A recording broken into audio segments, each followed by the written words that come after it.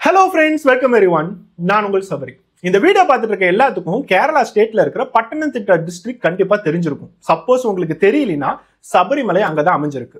கொஞ்ச நாட்களுக்கு முன்னாடி சபரிமலையில லைவ் டிவில ஜோதியை பார்த்து சுவாமியே சரணம் நம்ம கும்பிட்டுட்டு இருப்போம். நிறைய பேர் அந்த மலைக்கே போய் ஜோதியை பார்த்து கும்பிட்டுட்டு இருப்பாங்க. இதெல்லாம் எதுக்காக பண்றாங்க? அது ஒரு புனிதமான இடம். நம்ம சபரிமலை ஆண்டவர் அங்க வாழ்ந்திருக்காரு இப்படிங்கிற எவ்வளவோ கதைகள் நம்ம கேட்டிருக்கோம். இப்பவும் அந்த ஆண்டவர் இருக்காரு, நம்மளுக்கு துணையா இருப்பாருன்னு சொல்லிட்டு லட்சக்கணக்கான பேர் வருஷம் அந்த கோயிலுக்கு போயிட்டு தான் இருக்காங்க. ஆனா இப்போ எனக்குள்ளார ஒரு பெரிய கேள்விக்குறிதான் வருது. உண்மையானுமே அது புனிதமான இடம் தானா? அப்படி அது புனிதமான இடமா இருந்தா இத்தனை ஈன பிறவிகள் இந்த மாதிரி ஒரு பாவத்தை எப்படி செஞ்சிருப்பாங்க?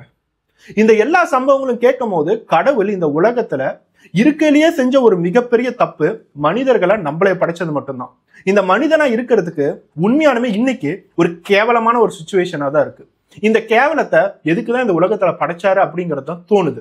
இந்த சம்பவத்தை முழுசா நீங்க கேட்கும் போது கடைசியா உங்களோட மனசுல என்ன தோணுதுன்னு பார்ப்போம். வாங்க சம்பவத்துக்குள்ளார போவோம். கொஞ்ச நாட்களுக்கு முன்னாடி அந்த பட்டணத்திட்டா டிஸ்ட்ரிக்ட்ல ஒரு ஸ்கூல்ல +2 படிக்கிற பசங்களுக்கு ஒரு லேடி டீச்சர் கிளாஸ் எடுத்துட்டு இருக்காங்க. என்னைக்குமே கவனிக்காத ஒரு விஷயம் அன்னைக்கு அவங்க அந்த கிளாஸ்ல கவனிச்சாங்க. ஒரே ஒரு பொண்ணு மட்டும் பாக்குறதுக்கு ரொம்ப டிஸ்டர்ப்டா இருக்கா, ரொம்ப கவலையா இருக்கா. கொஞ்ச நேரம் பேசினா அப்படியே அழுதுருவா போல. அந்த மாதிரி அவங்க உணர ஆரம்பிச்சாங்க. அவங்களுக்கு இருக்கிற எக்ஸ்பீரியன்ஸ், எத்தனை குழந்தைங்களை பார்த்திருப்பாங்க, எத்தனை பெண்கள்கிட்ட பேசியிருப்பாங்க, அவங்களால அதை நீட்டா கவனிக்க முடியுது. உடனே தன்னோட பிரின்சிபல் கிட்ட போய் விமென்ஸ் வெல்ஃபேர் கமிட்டியில இருந்து ஒரு கவுன்சிலிங் செஷன் எடுத்தா நம்மளோட பொண்ணுங்களுக்கோ இல்ல பசங்களுக்கோ ஒரு நல்ல சோசியல் அவேர்னஸ் இருக்குமேன்னு சொல்லிட்டு அந்த இனிஷியேட்டிவை எடுத்தாங்க. அந்த இனிஷியேட்டிவ் எடுக்கிறதுக்கு காரணம் அவங்க பார்த்த அந்த ஒரு பொண்ணு. அந்த பொண்ணுகிட்ட ஏதோ ஒரு பிரச்சனை இருக்குங்கிறத அவங்க கவனிச்சுக்கிட்டே இருந்தாங்க. அவங்க பிளான் பண்ண மாதிரியே அடுத்த கொஞ்ச நாள்ல அந்த விமென்ஸ் வெல்ஃபேர் கமிட்டில இருந்து ஸ்டூடெண்ட்ஸ்க்கு கவுன்சிலிங் எடுக்கிறதுக்காக ஒரு 2-3 பேர் பக்கம் ஒவ்வொரு கிளாஸ்க்கா போய் கவுன்சிலிங் எடுத்துட்டு இருக்காங்க. அவங்க கவுன்சிலிங் எடுக்கிறது மட்டும் இல்லாம ஒவ்வொரு பொண்ணையுமே ஒரு கான்ஃபரன்ஸ் ரூம்குள்ளார தனியா உட்கார வச்சு அவங்க கிட்ட இன்டராக்ட் பண்றாங்க. அவங்களுக்கு நல்லாவே தெரியும் யாரு பாதிக்கப்பட்டிருக்காங்க, யாரை எப்படி ட்ரீட் பண்ணணும், யாருக்கிட்ட எப்படி இருந்து பதில் வாங்கணுங்கிறது நல்லாவே தெரியும். முக்கியமா இந்த பொண்ணை ஒரு கான்ஃபரன்ஸ் ரூம்குள்ளார போய் உட்கார வச்சு பேசும்போது அவங்களுக்கும் அதே தான் தோணுது. இந்த பொண்ணு ஏதோ ஒரு விஷயத்துல பாதிக்கப்பட்டிருக்காங்க, ரொம்ப டிஸ்டர்ப்டா இருக்காங்க. நம்ம பேசினாவே அவங்க கண்ணுல இருந்து தண்ணீர் வர ஆரம்பிச்சிருது. என்ன பிரச்சனை அப்படிங்கறத கேட்டிருக்காங்க. அப்பதான் அந்த பொண்ணு ஒவ்வொரு விஷயமா இவங்க கிட்ட சொல்ல ஆரம்பிக்கிறாங்க. ஏன்னா இவங்க ரொம்ப ஃப்ரெண்ட்லியா பேசுவாங்க. ஒவ்வொரு குழந்தைக்கும் நமக்கு நடந்த எல்லா தப்புகளுமே இவங்க கிட்ட சொல்லலாம் அப்படிங்கிற ஒரு கான்பிடன்ஸை இவங்க வர வைப்பாங்க. நீங்க கொஞ்ச நேரத்துக்கு முன்னாடி கவுன்சிலிங்கிற பேர்ல ஒரு பொண்ணுக்கு என்னெல்லாம் பிரச்சனை வரலாம், ஒரு பொண்ணை எவன் எப்படி எப்படிலாம் தொடுவான்னு சொல்லிட்டு என்கிட்ட சொன்னீங்க. கடைசி 5 வருஷமா அந்த ஒரு விஷயத்தால தான் நான் கஷ்டப்பட்டுட்டு இருக்கேன். எத்தனை பேர் என்னை இந்த மாதிரி தொட்டாங்க, எத்தனை பேர் என்னை இந்த மாதிரி நாசம் பண்ணியிருக்காங்க அப்படின்னு அந்த பொண்ணு கண்ணீர் விட்டு அழும்போது இவங்களுக்குலாம் என்ன பண்றதுனே தெரியல. நம்ம நினைச்சதை விட அதிகமான ஒரு விஷயம் இந்த இடத்துல நடந்திருக்கு. அந்த பொண்ணுகிட்ட ஒருத்தனோ 2 பேரோ தப்பு பண்ணியிருப்பாங்க அப்படின்னு நம்ம நினைச்சா அதுதான் இல்ல. 62 பேர். அந்த பொண்ணு கணக்கோட 62 பேர் என்னை இது வரைக்கும் ரேப் பண்ணியிருக்காங்க. அதுல 40 பேர்த்தோட கான்டாக்ட் என்கிட்ட இருக்கு. இனிமேட்டு என்னால வாழ முடியுமான்னு கூட எனக்கு தெரியல. எத்தனை பேர் வருவாங்கன்னு எனக்கு தெரியல. 5 வருஷமா நான் ஏமாந்துட்டேன். இந்த கவுன்சிலிங் எல்லாம் கேட்கும் போதுதான் எத்தனை பெண்களுக்கு இந்த மாதிரி நடக்குது, எப்படி அடுத்தவங்க தைரியமா வரணும், எப்படி அவங்களுக்கு எல்லாம் தண்டனை வாங்கி தரணும் அப்படிங்கிற ஒரு கான்பிடன்ஸ் எனக்கு கொடுத்துருக்கீங்கிறத அந்த கான்ஃபரன்ஸ் ரூம்ல அழுதுகிட்டே சொல்றாங்க. அங்க இருக்கிற 3 பேரும் அந்த விமென்ஸ் வெல்ஃபேர் கமிட்டிக்கு இன்ஃபார்ம் பண்ணி அங்க இருக்கிற கமிட்டியில இருக்கிற ஒரு பெரிய ஆள் வந்து பக்கத்துல இருக்கிற அந்த பட்டணத்திட்டா டிஸ்ட்ரிக்ட்ல இருக்கிற ஒரு போலீஸ் ஸ்டேஷனுக்கு போய் கம்ப்ளைண்ட்டை தராங்க. ஒரு போலீஸ் ஸ்டேஷன்ல ஒரு 18 வயசு பொண்ணு, 12வது படிக்கிற பொண்ணு வந்து ரேப் கேஸ் அப்படின்னு கொடுத்தா அவங்க ஆச்சரியப்படுறதுக்குலாம் ஒண்ணு இல்லை. எத்தனை ரேப் கேஸை நாங்க ஒரு நாளைக்கு பார்த்துட்டு இருக்கோம். இந்தியால அந்த போலீஸ் ஸ்டேஷன்ல இருக்கிற கவுண்ட்டை பார்த்தாலே எத்தனை சைல்டு ரேப்பும் எத்தனை அடல்ட் ரேப்பும் நமக்கு தெரியுது. ஆனா போலீஸே பார்த்து அதிர்ந்த லெவலுக்கு அந்த பொண்ணு நிறைய விஷயங்களை சொல்லியிருக்காங்க. 62 பேரு. இந்த இடத்துல 18 வயசு பொண்ணு, கடைசி 5 வருஷம். அப்படின்னா இந்த பொண்ணு 13 வயசா மைனரா இருக்கும் போது இருந்தே இவங்க எல்லாருமே ரேப் பண்ண ஆரம்பிச்சிருக்காங்க. 5 வருஷம் இந்த பொண்ணு ஒரு நரக வேதனை அனுபவிச்சுட்டு இருக்கா. இவங்க அப்பா அம்மாலாம் என்னடா பண்றாங்க அப்படின்னு சொல்லிட்டு அப்பா அம்மாவை எல்லாத்தையும் கூப்பிட்டு இருக்காங்க. போலீஸ் அவங்களோட கம்ப்ளைண்ட், என்கொயரி எல்லாத்தையுமே ஸ்டார்ட் பண்ண ஆரம்பிச்சிருக்காங்க. போலீஸ்க்கு அந்த பொண்ணுகிட்ட இருந்து ஒவ்வொரு உண்மைகளா வெளியே தெரிய ஆரம்பிக்குது. இந்த பாதிக்கப்பட்ட பொண்ணோட அப்பா ஒரு பெரிய குடிகாரர், நல்லா குடிச்சுக்கிட்டே தான் இருப்பான், எப்ப பார்த்தாலும் போதையிலே தான் இருப்பாரு அப்படிங்கறத சொல்றாங்க. அவர் எதுவும் பெருசா படிக்கல, கூலி வேலைக்கு தான் போறாரு, கிடைக்கக்கூடிய காசை வச்சு குடிச்சுக்கிட்டே இருப்பாரு. ஆனா கையில ஒரு ஸ்மார்ட் போன் வச்சிருக்காரு. அந்த ஸ்மார்ட் போன்ல என்ன பண்ணணும் அப்படிங்கறது அவருக்கு தெரியாது. கால் வந்து அட்டென்ட் பண்ண தெரியும், கால் பண்ண தெரியும். இதை தவிர்த்து அந்த போன்ல வேற என்னெல்லாம் ஆப்ஷன் இருக்கு, இன்டர்நெட் அப்படிங்கிற எந்த விஷயங்களுமே அவருக்கு தெரியாது. அவங்க அம்மா கூலி வேலைக்கு போறாங்க, கிடைக்கக்கூடிய காசை வச்சு வீட்டுல எல்லாமே சாப்பிட்றதுக்கு மெயின்டெனன்ஸ் எல்லாத்தையுமே பண்ணிட்டு இருக்காங்க. ஒரு ஏழையான குடும்பம் தான். இந்த பாதிக்கப்பட்ட பொண்ணுக்கு தம்பியோ இல்ல தங்கச்சியோ கூட இருக்காங்க அப்படிங்கறத சொல்றாங்க. இதெல்லாம் எதுக்காக சொல்றேன்னா, அந்த பொண்ணு தனியாலாம் இல்ல, அனாதையெல்லாம் இல்ல, குடும்பத்தோட வாழ்ந்துட்டு இருக்க ஒரு பொண்ணுக்கு இந்த மாதிரி 5 வருஷமா நடக்கிறது அந்த குடும்பத்துல இருக்கிற அப்பாவுக்கோ அம்மாவுக்கோ இல்ல அவங்க தம்பி தங்கச்சிக்கோ யாருக்குமே தெரியல. 2019 வருடத்துலதான் இந்த பொண்ணுக்கு நடக்கிற எல்லா தப்புகளுமே ஆரம்பிச்சிச்சு. அதுக்கு முக்கியமான காரணம் அவங்க அப்பா கையில இருந்த ஒரு ஸ்மார்ட் போன். தன்னோட பொண்ணு தன்னோட போனை வச்சுட்டு என்ன பண்றா, அதுல என்னெல்லாம் பண்ண முடியும் அப்படிங்கறது அவங்க அப்பாவுக்கு ஒரு நாலேஜ்மே இல்ல. அந்த பொண்ணுக்கு 13 வயசு, ஒரு மைனர் பொண்ணு. 13 வயசு அப்படின்னா மேபி ஒரு 8வது என்னமோ படிச்சுட்டு இருப்பாங்க. 5 வீடு தள்ளி சுபின்னு சொல்லிட்டு ஒருத்தன் இருந்திருக்கான். அவனுக்கு அப்போ ஒரு 18-19 வயசு பக்கம் இருக்கும். இந்த பொண்ணு மேல அவனுக்கு ஒரு கண்ணு. இந்த பொண்ணு கிட்ட பேச ஆரம்பிச்சிருக்கான், கொஞ்சம் கொஞ்சமா கவர ஆரம்பிச்சிருக்கான். 13 வயசுல அந்த சுபின் அப்படிங்கிறவனா நான் லவ் பண்ணேன்னு சொல்லிட்டு அந்த பொண்ணு சொல்றாங்க. நாங்க 2 பேருமே லவ் பண்ணோம். ஒரு நாள் போனை கொண்டுட்டு வந்து அந்த பொண்ணு கிட்ட, 13 வயசு பொண்ணு, ஒன்னும் தெரியாத பொண்ணு கிட்ட ஆபாச வீடியோவை காமிச்சிருக்கான். ஆபாச வீடியோ மூலியமா இதுக்கு பேரு தான் காமம், இதுக்கு பேர் தான் உடலுறவு அப்படிங்கறது எல்லாத்தையும் சொல்லியிருக்கான். கேரளால எத்தனையோ ஹில் ஸ்டேஷன் இருக்கு. சீக்கிரட்டா அந்த 13 வயசு பொண்ணை ஒரு ஹில் ஸ்டேஷனுக்கு கூட்டிட்டு போயிருக்கான். இது எல்லாமே அவங்களோட கான்வர்சேஷன் எல்லாமே அவங்க அப்பாவோட போன்ல தான் நடந்திருக்கு. தன்னோட பொண்ணு இந்த போனை வச்சுக்கிட்டு வேற ஒருத்தன் இப்படி சாட் பண்றா, இந்த மாதிரி எந்த விஷயங்களுமே அந்த அப்பாவுக்கு தெரியாது. ஒரு ஹில் ஸ்டேஷனுக்கு யாருக்கும் தெரியாம கூட்டிட்டு போய் அங்க ரேப் பண்ண ஆரம்பிச்சிருக்கான். கரெக்டா சொல்ல போனா அதுக்கு பேரு ரேப். அந்த பொண்ணுக்கு ஓகேவா இருந்தாலும், அந்த பொண்ணு ஆசைப்படிதான் செஞ்சாலும் 13 வயசு பொண்ணு கிட்ட ஒரு பாலியல் உறவு வைக்கிறதுக்கு பேரு போக்சோ, அதுக்கு பேரு சைல்டு ரேப். அந்த சைல்டு ரேப் அந்த இடத்துல பண்றது மட்டும் இல்லாம அதை வீடியோ எடுத்திருக்கான். இந்த பொண்ணோட அனுமதியோ இல்ல அனுமதி இல்லாதையோ நான் அப்பப்ப பார்த்து என்ஜாய் பண்ணிக்குவேன், கொஞ்ச நாள்ல நான் டெலீட் பண்ணிடுவேன்னு சொல்லிட்டு அந்த வீடியோ எடுத்திருக்கான். அந்த பொண்ணுக்கு என்ன பண்றதுன்னே தெரியல. இவன் பண்றதெல்லாம் இதுக்கு பேர் தான் லவ் போல, இதெல்லாம் பண்ணாதான் லவ் போல, இப்படிதான் பண்ணணும் போல. அவன் வீடியோ எடுக்கிறான், சரி அவன் பாட்டுக்கு சந்தோஷமா இருக்கட்டும், நம்மளோட லவ்வர் தானேன்னு சொல்லிட்டு எல்லாத்துக்குமே அவங்க அலோவ் பண்ணிட்டாங்க. ஆனா அந்த வீடியோ எடுத்தது எவ்வளவு பெரிய ஒரு பிரச்சனையை உண்டாக்கும், நம்மளோட அடுத்த 5 வருஷத்தை எப்படி நரகமாக்கும்னு சொல்லிட்டு அந்த பொண்ணுக்கு தெரியல. அந்த ஹில் ஸ்டேஷன்ல இவங்க 2 பேத்துக்கு எல்லாம் முடிஞ்சதுக்கு அப்புறம் எப்பயும் போல யாருக்கும் தெரியாம அந்த பொண்ணை வீட்டுல டிராப் பண்ணிடுறான். அதுக்கப்புறம் தான் அன்னைக்கு நைட்டு அவனோட ஃப்ரெண்ட்ஸ் எல்லாத்துக்கிட்டுமே ஒரு வாட்ஸ்அப் குரூப் வச்சு இந்த வீடியோவை ஷேர் பண்ணியிருக்கான். இந்த வீடியோவை ஷேர் பண்ணும்போது அவங்களோட ஃப்ரெண்ட்ஸ்லாம் என்ன நினைச்சிருக்காங்க, நாங்களும் இந்த பொண்ணு கிட்ட கான்டாக்ட் வச்சுக்கலாம்ல, நாங்களும் இந்த பொண்ணு கூட ஒரு செக்ஷுவல் அஃபேர் வச்சுக்கலாம்ல, நாங்களும் என்ஜாய் பண்ணலாம் இல்லைன்னு சொல்லிட்டு அந்த லவ்வர்ட்டே கேட்டிருக்காங்க. அப்பதான் அந்த சுபினோட சுயரூபமே வெளியே வருது.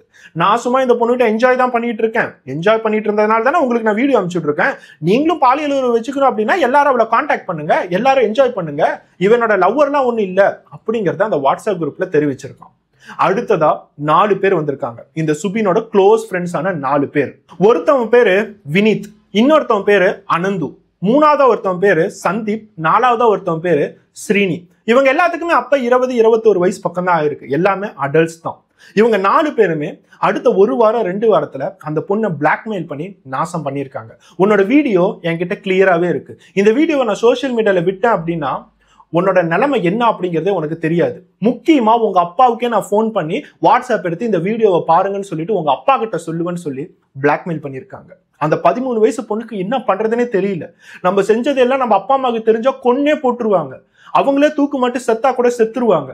இதெல்லாம் எதுவும் நடக்கக்கூடாது அப்படின்னா அவங்க சொல்றது எல்லாமே நம்ம செய்யணும்னு சொல்லிட்டு அவங்க 4 பேருமே தனித்தனியா வெவ்வேறு இடத்துல அங்க இருக்கிற நிறைய ரப்பர் தோட்டங்கள் ஆகட்டும், தனியான வீடாகட்டும், ஹோட்டல் ஆகட்டும், ரெசார்ட் ஆகட்டும், இந்த மாதிரி 4 பேருமே நம்மள ரேப் பண்றதுக்கு அந்த பெண்மணி அலோவ் பண்ணியிருக்காங்க பயத்துல.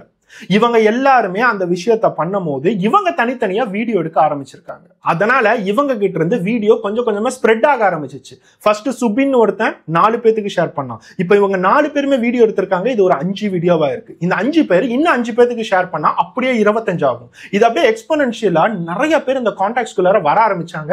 அந்த பொண்ணுக்கு நிறைய கால்ஸ் வர ஆரம்பிச்சிச்சு. எல்லாருமே போட்டோஸ் அனுப்பிச்சுடுறாங்க, வீடியோஸ் அனுப்பிச்சுடுறாங்க. இவங்களுக்கு எப்படி நீ கான்டாக்ட் வச்சுக்கிட்டியோ, இவங்களுக்கு எப்படி நீ சந்தோஷத்தை கொடுத்தியோ அந்த மாதிரி எங்களுக்கும் கொடுக்கணும்னு சொல்லிட்டு பிளாக்மெயில் பண்ண ஆரம்பிக்கிறாங்க. இந்த பெண்ணோட வாழ்க்கையை ஒரு கேள்விக்குறியாயிடுச்சு. இது எல்லாமே 1 வருஷம் 2 வருஷம் சொல்லி தொடர்ந்து நடந்துகிட்டே இருக்கு. எதனால? இந்த வீடியோ என்னைக்குமே எங்க அப்பா அம்மாவுக்கு தெரிஞ்சிடக்கூடாது அப்படிங்கிற ஒரு பயத்தினால. அடுத்ததா போலீஸ்க்கு வந்த கேள்வி, சரி இந்த மாதிரி தான் நடக்க ஆரம்பிச்சிருச்சு இல்ல, இந்த பொண்ணுக்கு ஒருத்தன் கூட கான்டாக்ட் இருந்துச்சு, அதுக்கப்புறம் 4 பேர், அதுக்கப்புறம் கொஞ்சம் கொஞ்சமா அதிகமானுச்சு, 5 வருஷம் பக்கம் சொல்றாங்க. இந்த 5 வருஷத்துல தோணாத ஒரு விஷயம் எப்படி இப்ப சொல்லணும்னு சொல்லி தோணுச்சு. இந்த பொண்ணு தான் எல்லாருமே பிளாக்மெயில் பண்றாங்க, நம்ம அப்பா அம்மாவுக்கு தெரியக்கூடாதுன்னு நினைச்சாங்கல்ல, இப்ப மட்டும் எப்படி அவங்களுக்கு சொல்லணும்னு தோணுச்சு. எப்படி அந்த டீச்சர் இந்த 5 வருஷம் வருஷத்துல பார்க்க முடியாத ஒரு கவலையா அந்த பொண்ணோட கண்ணுல இப்ப பார்த்தாங்க. 5 வருஷமா அதே டீச்சர் தானே அந்த பொண்ணுக்கு கிளாஸ் எடுத்துட்டு இருக்காங்க. என்னைக்குமே அந்த பொண்ணு நீங்க தப்பா பார்க்கவே இல்லையா, இன்னைக்குதான் இப்படி பாத்தீங்களான்னு கேட்டதுக்கு அந்த பொண்ணு எல்லாருமே கண்ணுல இருந்து தண்ணீர் வர மாதிரி ஒரு விஷயத்த சொன்னான். 18 வயசு பொண்ணு.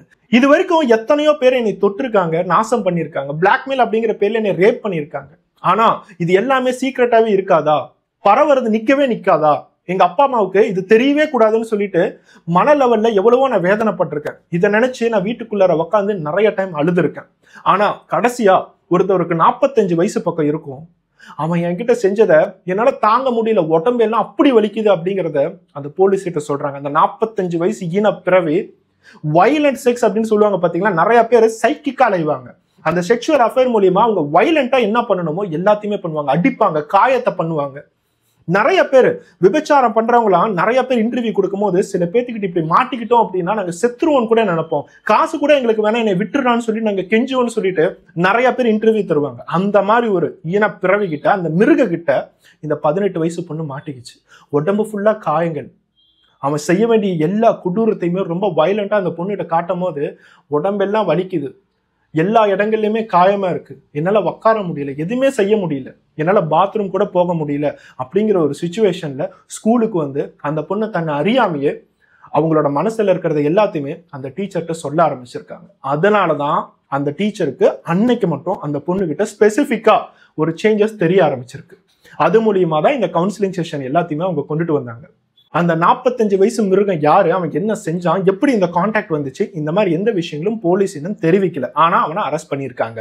சோ இப்ப போலீஸ்க்கு இருக்கிற கேள்விலாம், இந்த பொண்ணு 62 பேரை சஸ்பெக்டா சொல்றாங்க. இந்த 62 பேர்த்து எப்படி நம்ம அரெஸ்ட் பண்றது, எப்படி ப்ரூவ் பண்றது, அவங்களோட ஐடென்டிட்டி என்னன்னு கூட நமக்கு தெரியாதுன்னு சொல்லும் போதுதான் அவங்க அப்பாவோட போன் போலீஸோட கைக்கு வருது. அந்த போனை பார்க்கும் போது இந்த பொண்ணு +2 படிக்கிற பொண்ணு 40 நம்பர் பக்கம் சேவ் பண்ணி வச்சிருக்காங்க. ஒவ்வொருத்தரும் நமக்கு சேட் பண்ணும் போது அதை சேவ் பண்ணிட்டாங்க. அப்பதான் யாரு சேட் பண்றாங்க, எவங்கிட்ட எப்படி பேசுறது, எப்படி தப்பிக்கிறது அப்படிங்கறது ஏதாச்சும் நம்ம யோசிக்க முடியும். எல்லாத்தையுமே சேவ் பண்ணது இப்ப போலீஸ்க்கு உதவியா போயிடுச்சு. ஈஸியா 40 பேரை கண்டுபிடிச்சிடலாம். அது மட்டும் இல்லாம சில பேர் எங்கெங்க கூட்டிட்டு போனாங்க, அட்ரஸ் என்ன, எப்படி போகணும், இந்த மாதிரி எல்லா விஷயங்களும் அந்த பொண்ணுக்கு நல்லாவே தெரிஞ்சிச்சு.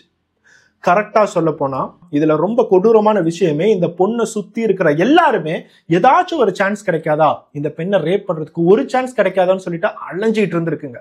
அப்படிப்பட்ட ஈனப்பிறவிகள்.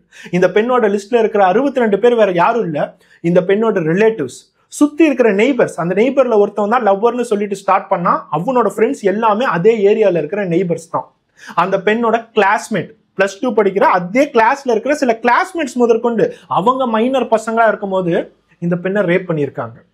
அந்த பொண்ணோட சீனியர்ஸ், அந்த பொண்ணு 8வது படிக்கும் போது இருந்து இந்த எல்லா பிரச்சனைகளுமே உண்டாகுது. அப்ப சீனியர்ஸா இருந்தவங்க எல்லாமே ரேப் பண்ணியிருக்கோம். அந்த பொண்ணோட ஸ்போர்ட்ஸ் கோச், அந்த பொண்ணு ஒரு அத்லெட்ல நம்ம ஒரு பெரிய ஆள் ஆகணும், அத்லெட்டிக்ஸ்ல நமக்கு ஒரு திறமை இருக்குன்னு சொல்லிட்டு அவங்க அந்த ஸ்போர்ட்ஸ்ல எவ்வளவோ பாடுபட்டாங்க. ஆனா அந்த ஸ்போர்ட்ஸ்ல இருக்கிற கோச் முதற்கொண்டு இந்த பொண்ணை பிளாக்மெயில் பண்ணி ரேப் பண்ணியிருக்கான். அந்த ஸ்கூல்ல இருக்கிற நிறைய டீச்சர்ஸ் முதற்கொண்டு, அதாவது மேல் டீச்சர்ஸ் பிளாக்மெயில் பண்ணி ரேப் பண்ணியிருக்காங்க. இந்த மாதிரி அந்த பெண்ணை சுத்தி இருக்கிற எல்லாருமே சேர்ந்துதான் இந்த பெண்ணை நாசம் பண்ணியிருக்காங்க. போலீஸ்க்கு இதெல்லாம் கண்டுபிடிக்கிறதுக்கு ரொம்ப ஈஸியா போயிடுச்சு. எல்லாமே இந்த ஏரியால தான் இருக்காங்க, கான்டாக்ட்ஸ் இருக்கு, ஒவ்வொரு இடமா இந்த பொண்ணு சொல்றாங்கன்னு சொல்லிட்டு ஒவ்வொருத்தவங்களா தூக்குறாங்க. சஸ்பெக்ட்னு சொல்லிட்டு 62 பேர்த்துல 44 பேர் பக்கம் அவங்க ஆல்ரெடி தூக்கிட்டாங்க. 13 பேர் பக்கம் இந்த விஷயத்தை கேள்விப்பட்டோன்னா அப்படியே அப்ஸ்காண்ட் ஆயிட்டாங்க. அவங்க வீட்டுக்கெல்லாம் போனா அவங்களை காணோம், அவங்க வீட்டுல இருக்கிற நபர்களுக்கு எதுவுமே தெரியல, அப்படியே எஸ்கேப் ஆயிட்டாங்க. 2 பேர் பக்கம் அப்ராட்ல இருக்காங்க. அவங்க 5 வருஷத்துக்கு முன்னாடி ரேப் பண்ணிட்டு அதுக்கப்புறம் அவங்களோட வாழ்க்கையில நிறைய சேஞ்சஸ் வந்து அதுக்கப்புறம் அப்ராட் வர போயிருக்காங்க. அந்த அப்ராட் அவங்க எந்த கண்ட்ரில இருக்காங்களோ அந்த கண்ட்ரியோட கவர்மெண்ட்டுக்கு இந்த கேரளா ஸ்டேட் கவர்மெண்ட் நோட்டீஸ் கொடுத்திருக்காங்க. அவங்க இமீடியட்டா இந்தியா வந்தாகணும். அவங்க மேல ஒரு ரெட் கார்னர் நோட்டீஸ் கொடுத்திருக்காங்க. உலகத்துல எங்க இடத்துல இருந்தாலும் பரவாயில்ல, உன்னை அரெஸ்ட் பண்ணி தேவையான இடத்துக்கு கொண்டுட்டு வந்து விசாரணை ஆரம்பிக்கணும். 62 பேர்ல 59 பேரை போலீஸ் ஆல்ரெடி கண்டுபிடிச்சிட்டாங்க. 3 பேரை இன்னும் கண்டுபிடிக்க வேண்டியதும் இருக்கு. இந்த மாதிரி எல்லா கேஸுமே பரபரப்பா போலீஸ் ஒரு தனித்தனி படையா போய் ஒவ்வொருத்தவங்களா அரெஸ்ட் பண்றாங்க. 4-5 போலீஸ் ஸ்டேஷன், அந்த பட்டணத்திட்ட டிஸ்ட்ரிக்ட்ல இருக்கிற 4-5 லிமிட்ல இருக்கிற போலீஸ் ஸ்டேஷன்ல 30க்கும் மேல எஃப்ஐஆர் பதிவாயிருக்கு. ஒவ்வொருத்தவங்களா விசாரிக்கும் போது இவங்க என்ன கொடூரத்தை பண்ணாங்க, எப்படி பண்ணாங்க, எப்படி இவங்களுக்கு கான்டாக்ட் வந்துச்சு, இந்த மாதிரி எல்லா விஷயங்களும் தெரிய வருது.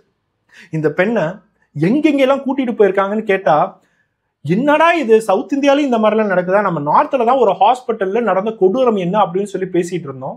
4-5 பேர் சேர்ந்து இந்த பொண்ணை பட்டணத்திட்ட பஸ் ஸ்டாண்டுக்கு அடிக்கடி வர வச்சிருக்காங்க. இந்த பொண்ணு அந்த பஸ் ஸ்டாண்டுக்கு வந்தோன்னா பஸ் ஸ்டாண்ட்ல கடைகள்லாம் இருக்கும் பாத்தீங்களா, அந்த கடைகள்லயும் சில பேர் வேலை பார்க்கறாங்க. அவங்க இந்த பொண்ணு அந்த கடைக்குள்ளார கூட்டிட்டு போய் ட்ரெஸ் எல்லாத்தையும் கழட்டி நிர்வாணமா நிக்க வச்சு வீடியோ எடுத்து அவங்க செய்யாத டார்ச்சரே இல்லை. அதுக்கப்புறம் அந்த இடத்துல ஒரு வண்டியை கொண்டுட்டு வந்து இந்த பொண்ணை வேற இடத்துக்கு டிரான்ஸ்போர்ட் பண்றாங்க. பட்டணத்திட்டால இருக்கிற ஒரு ஜெனரல் ஹாஸ்பிட்டல், அந்த ஹாஸ்பிட்டல்ல இவங்களுக்கு ஒரு கேங் ரேப் நடந்திருக்கு. 4-5 பேர் சேர்ந்து அந்த ஹாஸ்பிட்டல்ல இருக்கிற ஒரு ஸ்டோர் ரூம்ல இந்த பொண்ணை கேங் ரேப் பண்ணியிருக்காங்க. அது மட்டும் இல்லாம வேற ஒரு நாள் இதே மாதிரி அந்த பஸ் ஸ்டாண்டுக்கு வர வச்சு ஒரு வண்டியில ஒரு ரப்பர் தோட்டத்துக்கு கூட்டிட்டு போயிருக்காங்க. அந்த ரப்பர் தோட்டத்திலேயே ஒரு கேங் ரேப் நடந்திருக்கு. 13 வயசுல இருந்து 18 வயசுக்குள்ளார இவ்வளோ பேரு, அவ்வளோ ஒரு வலி. இந்த பொண்ணு எப்படி தாங்கி இருக்கும் அப்படிங்கறத கொஞ்சம் யோசிச்சு பாருங்க. இந்த வீடியோ ஒவ்வொருத்தவங்களுக்கு எப்படி ஷேர் ஆகுது, எப்படி 62 பேர் உள்ளார வந்தாங்க, இவங்க என்ன மீடியா யூஸ் பண்றாங்க, சோசியல் மீடியா அப்படின்னா வாட்ஸ்அப்பா ஃபேஸ்புக்கா இந்த மாதிரி சைபர் நெட்வொர்க் உள்ளார வந்து எல்லாத்தையுமே விசாரணை பண்ணிட்டு இருக்காங்க. இது ஒரு ட்ரீ டயக்ராம் மாதிரி போய்கிட்டே தான் இருக்கு. ஒருத்தங்கிட்ட வந்தா அவன்கிட்ட இருந்து 2 பேருக்கு போகுது, அந்த 2 பேர்த்துக்கிட்ட இருந்து இன்னும் 5 பேருக்கு போகுது. ஒவ்வொருத்தவனும் ஒவ்வொரு குரூப் வச்சு இந்த பெண்ணோட எல்லா ஆபாசமான வீடியோஸ் எல்லாத்தையுமே அனுப்பிச்சு விட்டுட்டு இருக்காங்க. இவங்க அந்த பொண்ணுகிட்ட பாலியல் உறவு வச்ச வீடியோ முதற்கொண்டு எல்லாத்தையுமே அமைச்சு விட்டு அதை பார்த்து ரசிக்க ஆரம்பிச்சிருக்காங்க. இந்த மாதிரி ஈனப்பிறவிகள் எல்லாருமே ஒவ்வொன்றா கான்டாக்ட் பண்ண அந்த பொண்ணுக்கு என்ன பண்றதுனே தெரியல. 13 வயசுல இருந்து 18 வயசு வரைக்கும் அந்த பொண்ணு ஒரு மைனர். அவங்களுக்கு மனசு ஃபுல்லா ஒரே ஒரு விஷயம் தான், எங்க அப்பா அம்மாவுக்கு தெரியாம இருக்கணும் அப்படின்னா நம்ம என்ன வேணாலும் செய்யலாம். என்னோட அப்பா அம்மாவுக்கு தெரிஞ்சா அவங்க நம்மளை கொன்னே போட்டுருவாங்க. அது மட்டும் இல்லாம அவங்களும் ரொம்ப வேதனைப்படுவாங்க. இது ரெண்டுத்துல ஏதோ ஒண்ணு நடக்கும். அது நடக்கக்கூடாது அப்படின்னா எப்படியாச்சும் நம்ம சமாளிப்போம். இந்த நாய்ங்க எல்லாமே வரட்டும், எப்படியாச்சும் நம்ம தாக்கு பிடிப்போம், எல்லாருமே போவாங்க. ஒரு காலத்துல நமக்கு ஒரு ஃப்ரீடம் கிடைக்கும், நமக்குன்னு சொல்லிட்டு ஒரு நிம்மதி கிடைக்கும்னு சொல்லிட்டு 5 வருஷம் பக்கம் போயிடுச்சு. ஆனா அந்த பொண்ணுக்கு நிம்மதி கிடைக்கவே இல்லை. போன வருஷம் ஜனவரி மாசம் தான் அந்த பொண்ணுக்கு கேங் ரேப் அப்படிங்கிற ஒரு விஷயமே நடந்திருக்கு. ஒரு ஹாஸ்பிட்டல்ல 3-4 பேர் சேர்ந்து 17 வயசு பொண்ணு, அந்த பொண்ணு எவ்வளவு வலி அனுபவிச்சிருப்பாங்கன்னு சொல்லிட்டு இப்ப நினைக்கும் போது கூட அவங்க மனசுல இருக்கிற பயம் அப்படியே நம்ம கண்ணுல தெரியுது. இவங்களாம் நம்மள என்ன செய்ய போறாங்க, கொல்ல போறாங்களா, இவங்க நமக்கு எவ்வளவு ஒரு வலியை தரப்போறாங்க, அந்த பொண்ணுக்கு எவ்வளவு வலி இருந்திருக்கும். இது எல்லாத்தையுமே யோசிக்கும் போதே போலீஸ்க்கு இதை எப்படி கொண்டுட்டு போறது, எப்படி எல்லாத்துக்கும் நம்ம தண்டனை வாங்கி தரது. 4-5 போலீஸ் ஸ்டேஷன் பக்கம் லிமிட் வருது, வெவ்வேறு டிஸ்ட்ரிக்ட் வருது, 2 பேர் பக்கம் ஃபாரினே போயிட்டாங்க. 5 வருஷமா இந்த பொண்ணு கஷ்டப்பட்டுட்டு இருக்காங்க. இன்னும் ஸ்பெஷல் டீம் எல்லாத்தையுமே உள்ளார கொண்டுட்டு வராங்க. ஒவ்வொருத்தவங்களை அரெஸ்ட் பண்ணி விசாரணையை பண்ண ஆரம்பிக்கிறாங்க. இவங்க கிட்ட இருக்கிறது ஒரு டிஜிட்டல் எவிடன்ஸ்.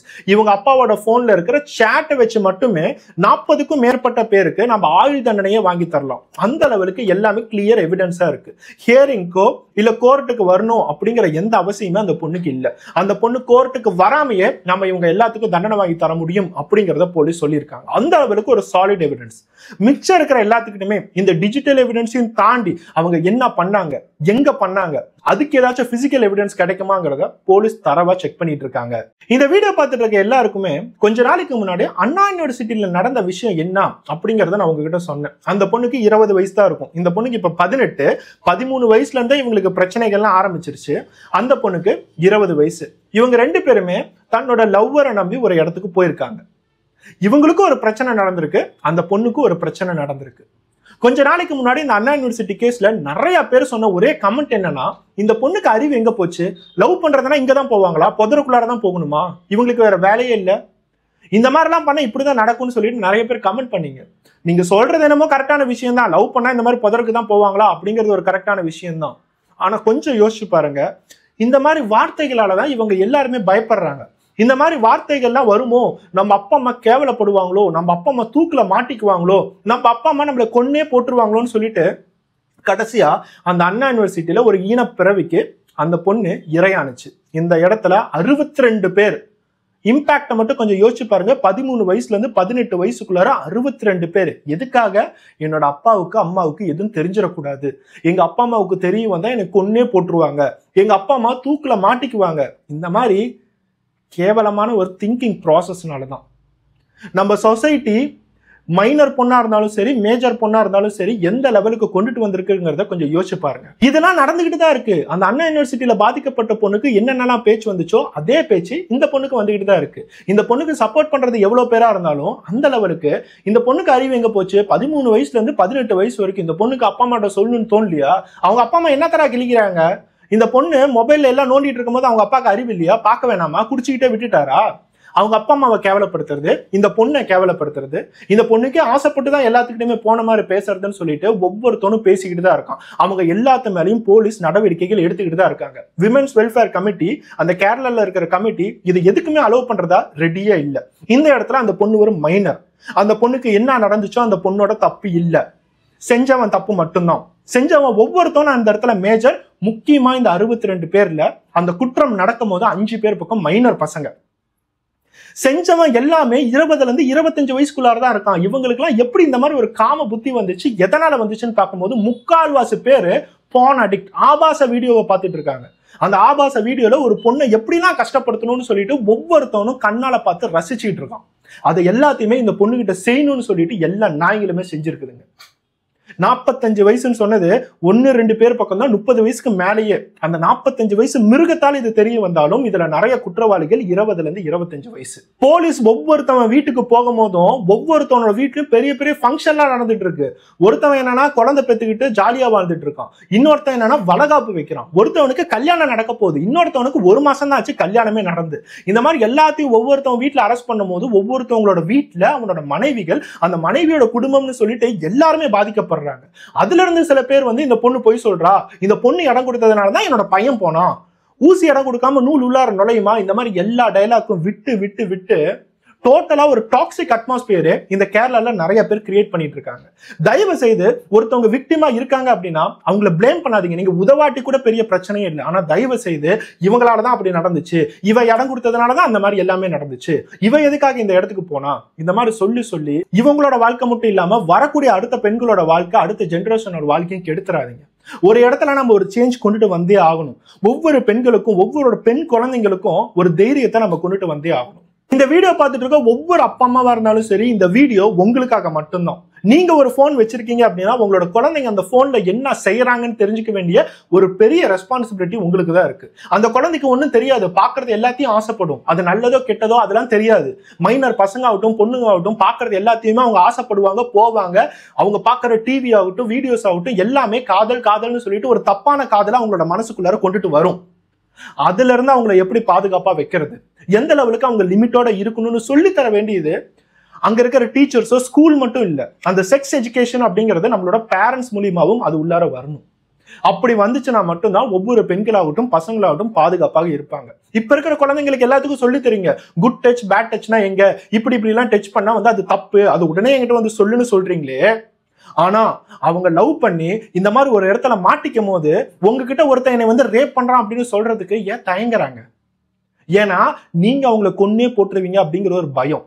அந்த பயத்தை தயவு செய்து யாருமே உங்களோட குழந்தைங்களுக்கு தந்துடாதீங்க.